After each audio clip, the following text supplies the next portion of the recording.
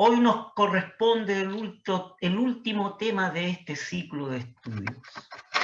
Pero este tema número 9 es algo especial, porque es un reproche de las Escrituras. Es un reproche que nos llama a identificarnos con la palabra del Señor, con la palabra de Dios. Para ello ya hemos considerado la lectura de la epístola a los Hebreos, el capítulo 5, desde el texto 11 hasta el capítulo 6, el texto 2. Fíjese, apreciados hermanos, que el autor de la epístola a los Hebreos, inspirado por el Espíritu de divinidad, está desarrollando profundamente la doctrina bíblica sobre el sacerdocio de Cristo. Este siervo de Dios acaba de mencionar el glorioso tema del sacerdocio eterno del Hijo de Dios según el orden de Melquisedec. Sin embargo, el escritor inspirado se da cuenta de que tal conocimiento en cuanto a dicho aspecto doctrinal de la cristología era insuficiente e incluso muy limitado en sus lectores.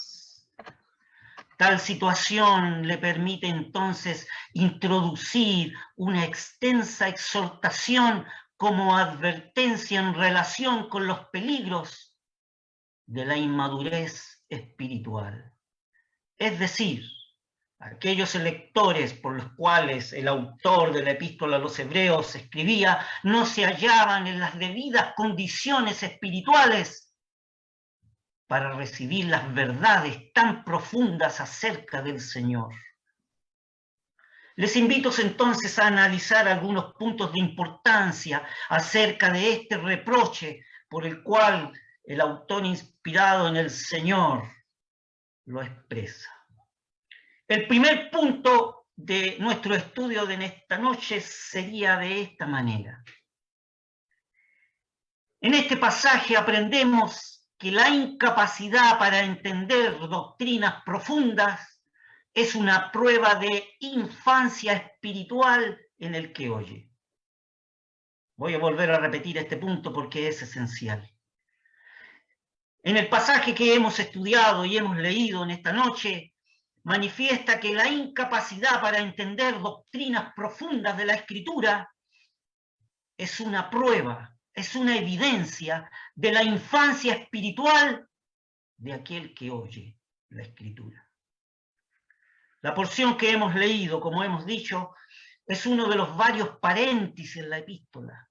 Este paréntesis comienza con un reproche, pero termina con un gran mensaje por parte del autor inspirado. El autor inspirado reprocha a sus lectores cristianos porque aunque habían sido cristianos por años, todavía eran como niños y no estaban preparados para recibir las grandes verdades que les deseaba enseñar. No solo tenían la necesidad de aprender los primeros rudimentos, sino que además les expresa allí en el texto 12 de nuestro capítulo 5 de la epístola a los Hebreos, dice, porque debiendo ser ya maestro a causa del tiempo, tenéis necesidad de volver a ser enseñados cuáles sean los primeros rudimentos de las palabras de Dios. Y habéis llegado a ser tales que tenéis necesidad de leche y no de manjar sólido. Notemos varios casos en las Escrituras con respecto a esta referencia que hace el autor inspirado aquí en los Hebreos. Fíjese que la expresión niños aparece en el Nuevo Testamento en Primera de Pedro, el capítulo 2, en el texto 2. Leamos Primera de Pedro, el capítulo 2, el texto 2, que dice así: desead como niños recién nacidos la leche espiritual, sin engaño, para que por ella crezcáis a salud. Desead como niños recién nacidos la leche espiritual sin engaño, es decir, no adulterada, para que por ella crezcáis en salud, en salvación. La referencia aquí es para aquellos recién convertidos. Pero en Hebreos 5 no se trata de recién convertidos, sino de personas que hacían muchos años que eran creyentes. ¿Entiende la diferencia, apreciado hermano? Apreciada hermana. Fíjese que hay una segunda referencia acerca de la palabra niños. Esta la encontramos en Primera a los Corintios, la primera carta a los Corintios, el capítulo 3, el texto 1. Dice así, Primera Corintios capítulo 3, el texto 1. De manera que yo, hermanos, no pude hablaros como a espirituales, sino como a carnales, como a niños en Cristo. Y luego el texto 2 se desliza la causa y dice, os di a beber leche y no vianda, porque aún no podíais, ni aún podéis ahora. Aquí la expresión es otra. Se trata de niños en Cristo, concepto que no significa lo mismo que leíamos en Primera de Pedro, capítulo 2, sino que aquí en Primera Corintios se refiere a creyentes, a cristianos inmaduros. Se trata de creyentes que tienen una vida en Cristo, pero una vida debilitada por la carnalidad que hay en ellos. Por tanto, por la carnalidad que habían en ellos, hay una consecuencia. Seguían siendo niños. Pablo expresa, no pude hablaros como a espirituales, sino como a carnales. Y utiliza la palabra carnales, un vocablo que significa estar en la carne. Allí el griego koiné nos puede ayudar. La palabra es sarkinos, ese adjetivo. Y esa palabra sarkinos en griego significa estar en la carne. De manera que yo, hermanos, no pude hablaros como a espirituales, sino como a sarkinos, como creyentes que andan y están en la carne. Fíjese que lo que dice el texto 3 aquí en 1 Corintios 3, dice, porque todavía sois carnales, pues habiendo entre vosotros celos y contiendas y disensiones, ¿no sois carnales y andáis como hombres? Aquí en el texto 3 cambia el vocablo del texto 1. El vocablo ya no es estar en la carne, sino que andar según la carne. Allí, otra vez, el griego nos tiene que ayudar. Ahí el adjetivo griego es sarkikos, que significa andar en la carne. Así que en el primer caso del primer texto, aquí en 1 Corintios 3, está la idea de debilidad que él no condena, el apóstol no lo condena. A los que están en esa condición, los que están en la carne, el apóstol no los condena.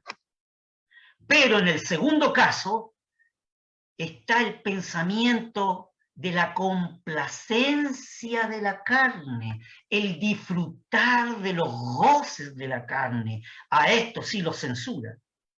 Es decir, el apóstol no reprende a los corintios por estar en la carne, sarkinos, no los condena, pero sí los censura por ser carnales, por ser sarquicos, es decir, por andar en la carne, vale decir, por someterse a ellos. Notemos además que tanto el apóstol como el autor de la epístola a los hebreos atribuyen esa situación de carnalidad a la incapacidad del creyente para recibir el alimento espiritual.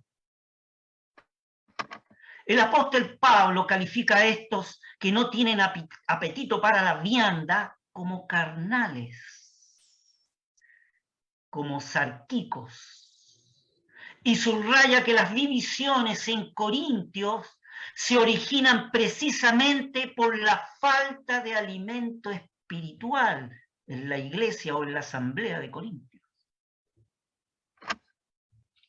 En la epístola a los hebreos, el aviso es más solemne, apreciados hermanos, porque este camino se puede terminar en la apostasía o en la deserción por parte de aquel que dice ser creyente.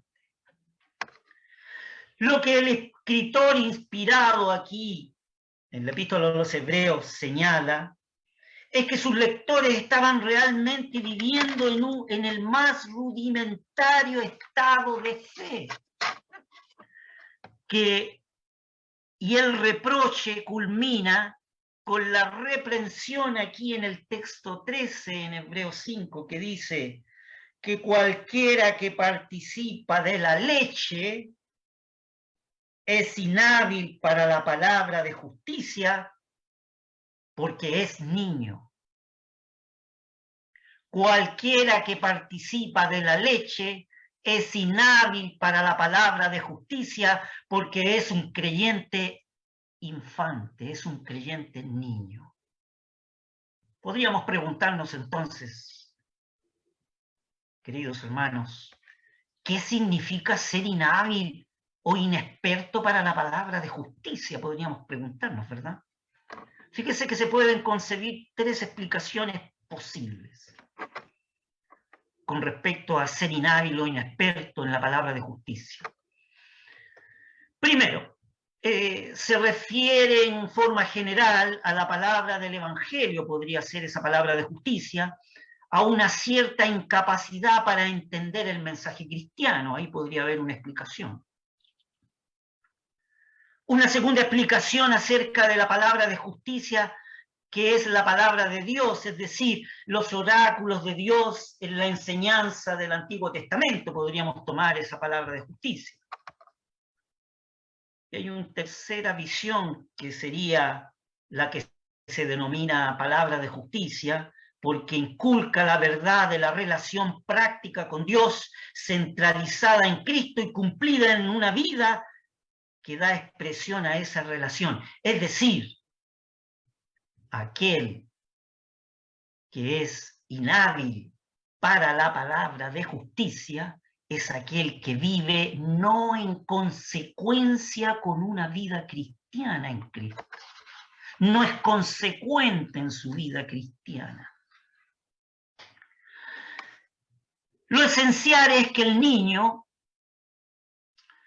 no está nunca preparado para entender las grandes verdades del pensamiento cristiano. Y por esa razón que no puede evidenciar en aquella conducta que surge de desarrollar un carácter santo. Esta reflexión, apreciados hermanos, es profunda y fundamental. La niñez espiritual no es gratuita. Implica ser inhábil para captar la justicia que se despliega en el Evangelio. Eso significa ser niño espiritualmente. Significa ser inhábil para entender lo que más importa. El niño espiritual le gusta otras cosas. Le gusta figurar, le gusta que el entorno sea bonito, le gusta que el culto sea entretenido. El niño espiritual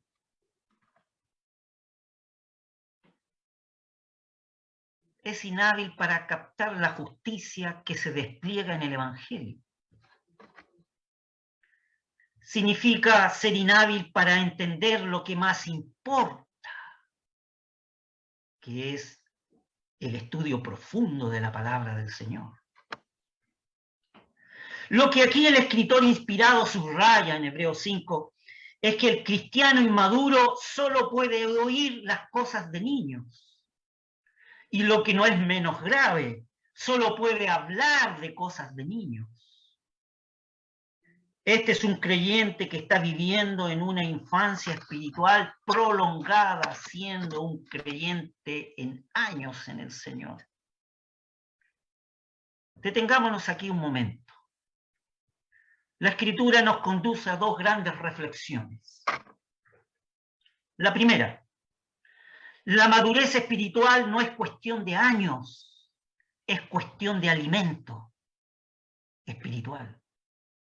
Esa es la primera reflexión que nosotros podemos obtener. La madurez espiritual delante del Señor no es cuestión de años en Cristo, es cuestión de alimentarse de viandas profundas de la palabra del Señor. Esta es la primera reflexión. Esta importancia es lo opuesto a la madurez espiritual, que es el patrimonio de aquellos que tienen sus órganos de perfección espiritual entrenados mediante la experiencia. El alimento sólido es para los que han alcanzado madurez, para los que por el uso tienen los sentidos ejercitados en el discernimiento del bien y del mal, dice la Escritura.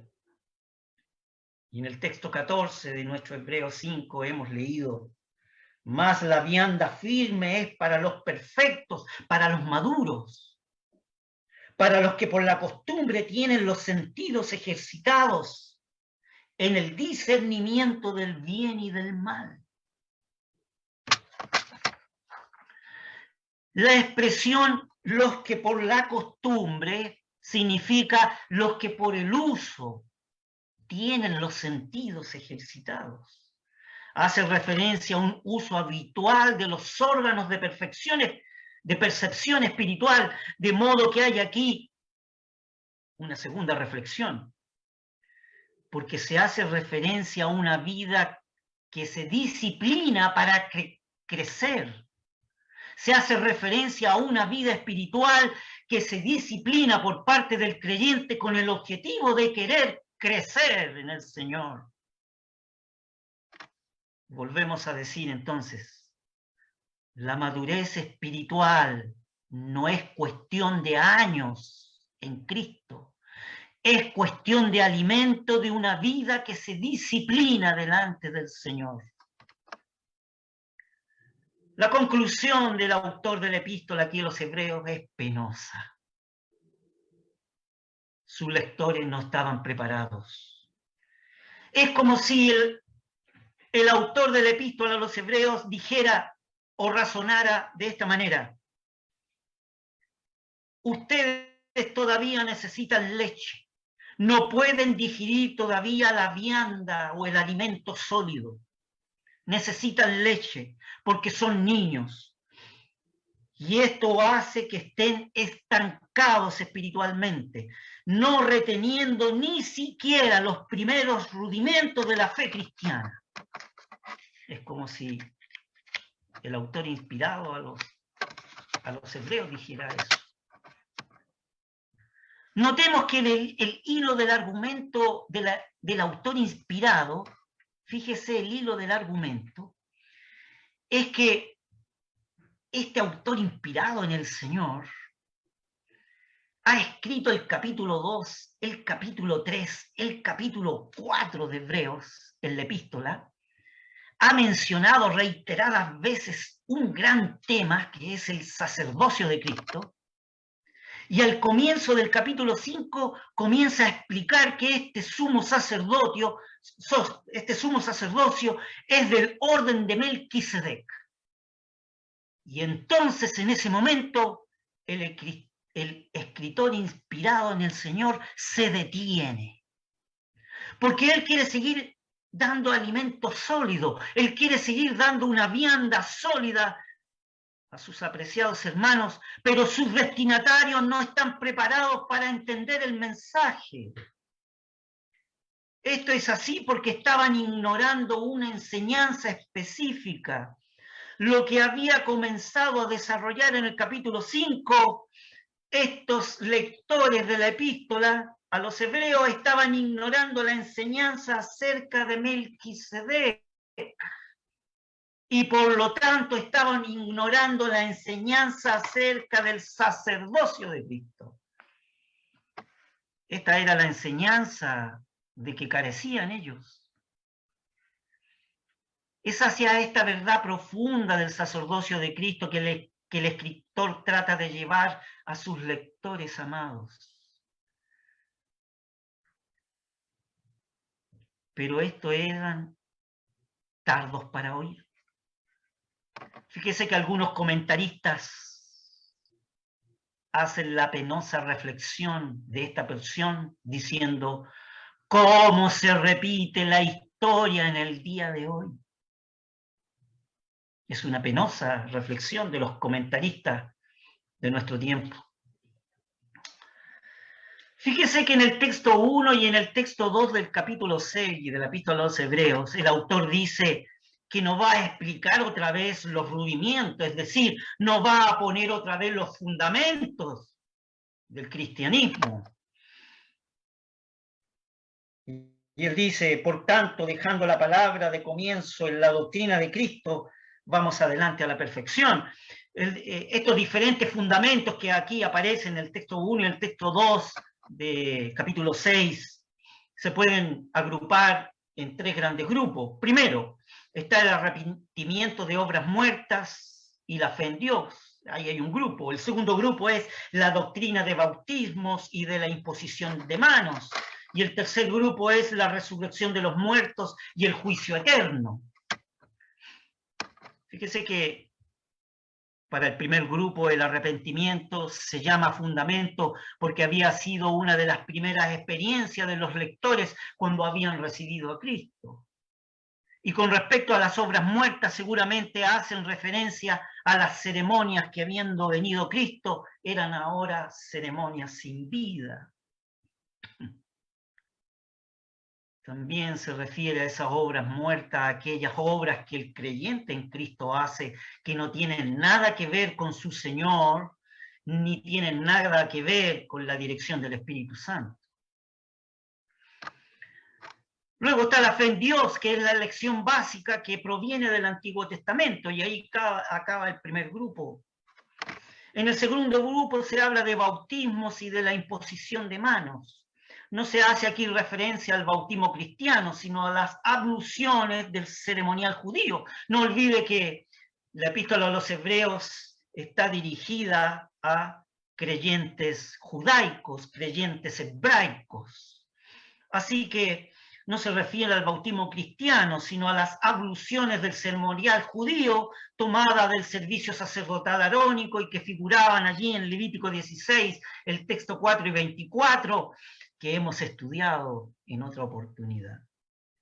La imposición de manos, la mención, perdón, de la imposición de manos es posible a una alusión a la ordenación del sacerdote allí en Números 8 del texto 10 y 11, que aparece también en el Antiguo Testamento. Y el tercer grupo, con respecto a la resurrección y el juicio eterno, era también una doctrina enseñada en el Antiguo Testamento que también se impartía desde el comienzo de la iglesia cristiana. Notemos, apreciados hermanos, que algunos de estos temas eran predominantes en las predicaciones apostólicas. Todas estaban ahora recibiendo un nuevo y más amplio significado en razón de la venida de Cristo al mundo y de la obra que el Señor hizo en esa cruz del Calvario, ¿verdad? Aquellos rudimentos tuvieron una finalidad docente. Una vez que la sustancia que es Cristo ha venido, el elemento de vida fue quitado de aquellas ceremonias que tenían una vitalidad provisional y solo provisional. Este es el cuadro general de este pasaje que hemos considerado. La incapacidad de entender las doctrinas profundas es una prueba de infancia espiritual en el que oye la palabra del Señor. Esto nos lleva, apreciados hermanos, a considerar nuestro segundo punto en esta noche. Y dice así. Según Hebreos 5, según el capítulo 5 de la epístola a los Hebreos, la negativa de explicar las doctrinas más profundas por algún creyente en Cristo puede ser una prueba de infancia espiritual en el que predica o en el que enseña. Mire la importancia de este punto. Según la epístola a los Hebreos, en su capítulo 5, en el reproche que hemos leído, la negativa para explicar las grandes doctrinas más profundas de la Escritura por algún creyente en Cristo puede ser una prueba de infancia espiritual de aquel que predica o de aquel que enseña la palabra del Señor. Aquí hay indirectamente una lección para todos nosotros, porque esto determina la naturaleza y el contenido de nuestra predicación. Que tengamos que dar los rudimientos de la fe a los incrédulos y la leche espiritual a los recién convertidos, no quiere decir que tengamos que darle un mensaje diluido. La historia del cristianismo puede sintetizarse como una lucha para mantener este principio, para mantener la pureza doctrinal del mensaje de las Escrituras. Detengámonos aquí un momento.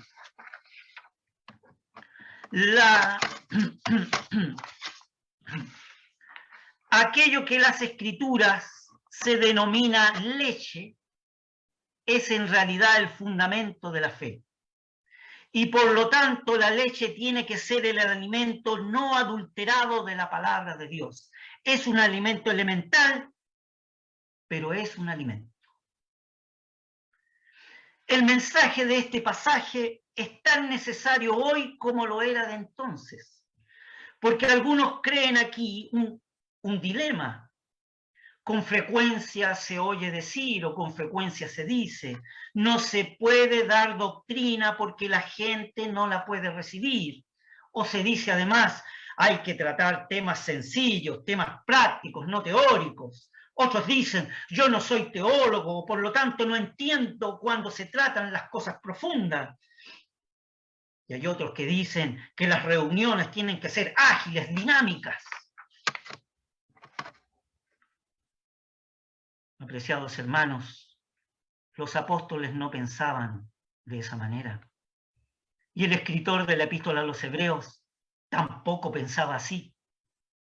El autor de la epístola reconoce que los destinatarios de su escrito no están preparados, pero no por eso rebaja el nivel de su mensaje. A partir de Hebreos capítulo 6, texto 13, y a través de todo el capítulo 7, vuelve al gran tema, vuelve a lo difícil, vuelve a la doctrina sólida y sigue todo el resto de la epístola de esa manera. Después del paréntesis, que es un reproche, vuelve a explicar lo que quería, vuelve a Melquisedec y vuelve al oficio sacerdotal de Cristo. Déjeme comentarle que en la carta o en la epístola a los romanos es otro ejemplo. Fíjese que aquella iglesia que estaba constituida en Roma, estaba constituida primordialmente por creyentes de una cultura no judía. Muchos de ellos eran analfabetos y además muchos de ellos eran esclavos. Y ellos, el apóstol Pablo, le habla de figuras de la cultura judía. Les habla de la redención, les habla de la propiciación, les habla de Abraham y de David. Y a ellos le dirige la epístola más sistemática del Nuevo Testamento. Lo mismo hace en la epístola a los Corintios posteriormente. La lección para nosotros es definitiva. Cuando predicamos, tenemos que dar los fundamentos, los rudimentos. Estos rudimentos son, en Hebreos 6, el logos, la palabra, el logo de la palabra, lo elemental, la primera visión de Cristo. Cuando se toman como punto de partida de la predicación de los temas de actualidad, se puede dar una enseñanza interesante, hasta instructiva, dicen algunos. Pero, cuando se toman en las predicaciones temas de la actualidad que pueden ser muy interesantes y hasta instructivos, hay un gran pero. No se puede por ese camino dar alimento. Los alimentos hay que ponerlos tan sencillos como se quiera, pero el cimiento es Cristo y la verdad de Cristo, no los temas de actualidad. El mensaje apostólico no deja duda con respecto a su contenido, porque consiste en una declaración enfática de que la doctrina sobre Cristo es la suma total del Evangelio. Fíjese que el pensamiento cumbre del Nuevo Testamento es que la muerte del Hijo de Dios en la cruz Esta es la doctrina central de la fe cristiana. Este es el mensaje fundamental de la Iglesia, que Cristo ha muerto y derramado la sangre en esa cruz de ignominia y que ha resucitado para nuestra justificación. Mediante la ofrenda de su bendito cuerpo, Cristo ha agotado para siempre los pecados de los que confían en Él. Este es el mensaje que ha ganado y seguirá ganando el corazón de los hombres, desde los días apostólicos hasta el fin de los tiempos, no los temas de actualidad. Sí, el mejor método para predicar consiste en conducir al auditorio a la contemplación de Cristo. Sin embargo, apreciados hermanos, debemos reconocer, y con tristeza, hay líderes que no estudian. Hay un liderazgo que no es profundo y que se jacta de no serlo. Déjeme manifestarle, apreciados hermanos, los apóstoles no pensaban así. Pablo dice a su apreciado discípulo: ténganos los hombres por ministros de Cristo y dispensadores de los misterios de Dios, ahí en 1 Corintios 4:1. Este es el modelo de la Sagrada Escritura. Ténganos los hombres por ministros de ¿quién? De Cristo y dispensadores de los misterios de Dios. Este es el método divino. Esto nos lleva, apreciados hermanos, a considerar un tercer punto de importancia en esta noche, ante esta porción que es un reproche aquí en la Escritura. La leche espiritual es una enseñanza que se adapta plenamente en la primera etapa de la vida cristiana. Voy a volver a repetir. La leche espiritual es una enseñanza que se adapta plenamente en la primera etapa de la vida cristiana, pero no forma cristianos maduros. La leche espiritual de la palabra es buena y necesaria para que los incrédulos aún vengan a Cristo y para que se desarrolle la vida espiritual de los recién convertidos. Pero la Escritura advierte que si es necesario dar leche a creyentes que hace años son convertidos, esto es una grave señal. El contraste entre la leche espiritual y el alimento sólido, es decir, la vianda sólida, no se presenta en la Escritura para hacerlos mutuamente excluyentes el uno del otro, sino se presenta en la Escritura para indicar que lo que se necesita es pasar de un a otro nivel, de un nivel a otro. No solo una de ellos, sino que necesitamos ambas cosas. Si persistimos en dar siempre leche a nuestros oyentes, nunca van a crecer en el Señor. Nunca van a llegar a la madurez espiritual y cuando llegue la prueba de su fe, no podrán resistir el día malo. Pensar que la leche y las cosas sencillas es lo único que hay que dar al pueblo de Dios es relegar el alimento sólido a unos pocos. También ese es un gran error. No hay dos clases de predicaciones, ni dos clases de enseñanza, es decir, una para los eruditos y otra para los indoctos. La Escritura enseña que no hay oposición entre estos dos tipos de enseñanza, la de leche espiritual y de la vianda sólida, sino que lo que se subraya es que cada tipo de enseñanza, cada tipo de alimento se adapta a las diferentes etapas de la vida espiritual de un creyente en Cristo. ¿Cuál es la reflexión aquí, apreciados hermanos? Que si solo alimentamos a un creyente con leche, lo estamos condenando a una infancia espiritual por siempre.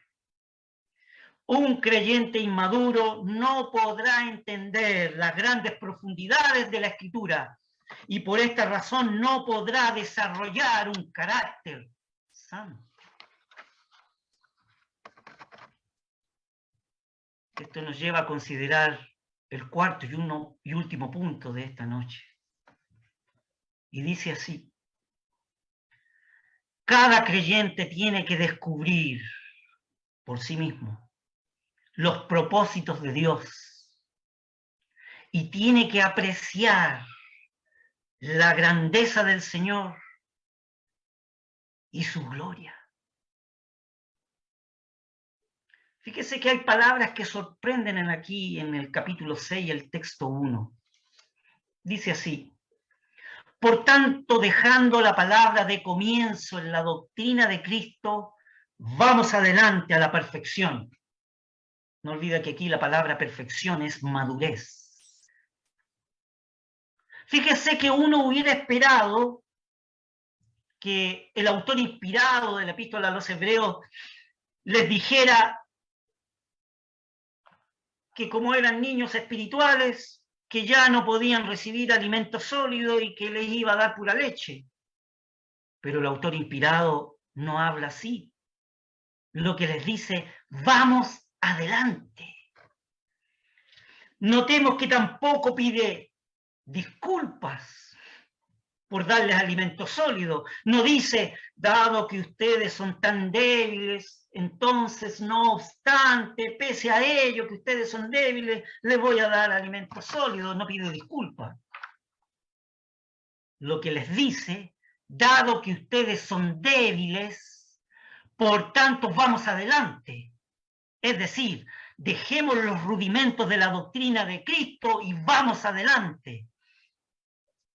Fíjese que déjeme contarles que esta palabra, por tanto, aquí volvemos a necesitarnos apoyarnos en el griego koiné, con que fue escrito la escritura del Nuevo Testamento.